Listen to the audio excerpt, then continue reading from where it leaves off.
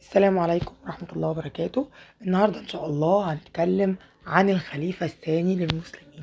هنتكلم عن الفاروق عمر اللي ربنا فرق بيه بين الحق والباطل. طبعا الخليفة الثاني للمسلمين هو عمر بن الخطاب. الخليفة الأول هو أبو بكر الصديق.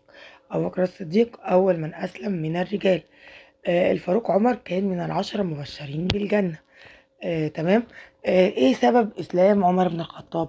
عمر بن الخطاب كان من اشد الاعداء للاسلام ومن اشد الاعداء للنبي. سبحان الله، كان كل الناس تحب النبي. اول ما بدأ يدعوهم بقت الناس ما تحبوش. اي حد حاجه غير المألوف تلاقيه سبحان الله يا رب اعترضوا عليها. فجه عمر بن الخطاب، ما كانش مسلم. فجه عرف ان الرسول عليه الصلاه والسلام صلوا على حبيبك المصطفى.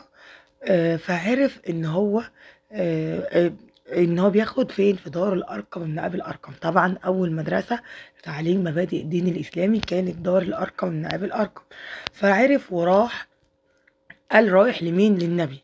فطبعا انت رايح وناوي على شر. فمين شافه؟ واحد شافه فراح قال له انت رايح لمحمد. طبعا كله بيأسلم سر.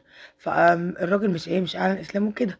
فقال له طب ما تشوف اختك، ما هي اختك اسلمت. فراح لاخته.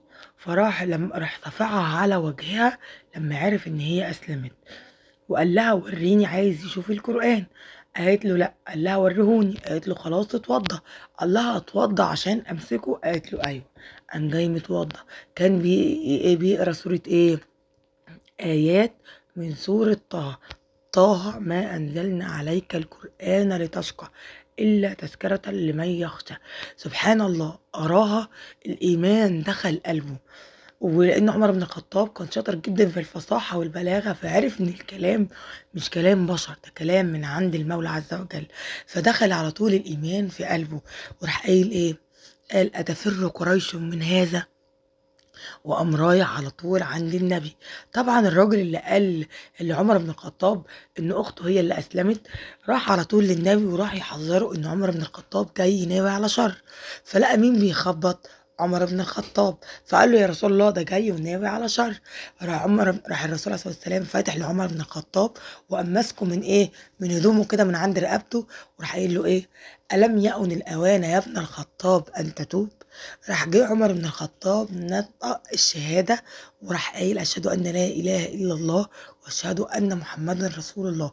فربنا أعز الإسلام بعمر بن الخطاب.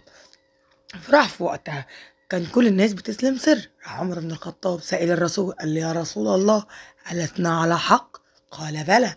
قام جاي طالع وناطق الإسلام جهرا قدام قريش. وما كانش حد يقدر يعترض ولا يقدر يقول له لأ، لأن عمر بن الخطاب كان قوي جدا. اللهم ارحمه واغفره واجعلنا يا رب من عبادك الصالحين.